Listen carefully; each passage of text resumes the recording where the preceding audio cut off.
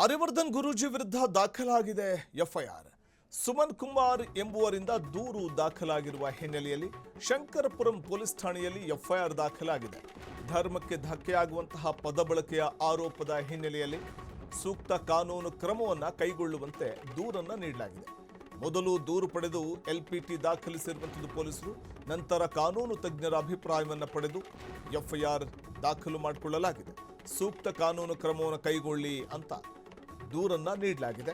ಮೊದಲು ದೂರು ಪಡೆದು ಎಲ್ಪಿಟಿ ದಾಖಲಿಸಿದ ಪೊಲೀಸರು, ನಂತರ ಕಾನೂನು ತಜ್ಞರ ಅಭಿಪ್ರಾಯ ಪಡೆದು ಎಫ್ಐಆರ್ ದಾಖಲಿಸಿದ್ದಾರೆ. ಎಫ್ಐಆರ್ ದಾಖಲಿಸಿದ ನಂತರದಲ್ಲಿ ಆರೋಪಿಯನ್ನು ಬಂಧಿಸಲೇಬೇಕಲ್ಲ, ಆ ಬಂಧಿಸುವಂಥ ಒಂದು ಪ್ರಕ್ರಿಯೆ ನಡೆಯುತ್ತಾ ಅನ್ನುವಂಥದ್ದೇ ಈಗ ಸದ್ಯ ಕುತೂಹಲ.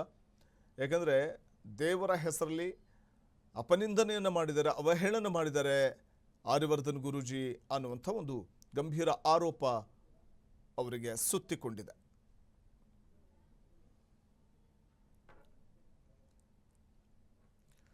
ಈ ಸಂಬಂಧ ಎಫ್ಐಆರ್ ಕೂಡ ದಾಖಲಾಗಿದೆ ಶಂಕರಪುರಂ ಪೊಲೀಸ್ ಠಾಣೆಯಲ್ಲಿ. ಸುಮನ್ ಕುಮಾರ್ ಎಂಬಾತ ದೂರನ್ನು ಕೊಟ್ಟಿದ್ದಾರೆ. ಆ ದೂರು ಹಿನ್ನೆಲೆಯಲ್ಲಿ ಇದೀಗ ಎಫ್ಐಆರ್ ದಾಖಲಾಗಿದ್ದು, ಧರ್ಮಕ್ಕೆ ಧಕ್ಕೆ ಆಗುವಂತಹ ಪದವನ್ನು ಬಳಕೆ ಮಾಡಿದ್ದಾರೆ ಆರ್ಯವರ್ಧನ್ ಗುರೂಜಿ ಅನ್ನುವಂಥ ಆರೋಪ ಅವರ ಮೇಲಿದೆ.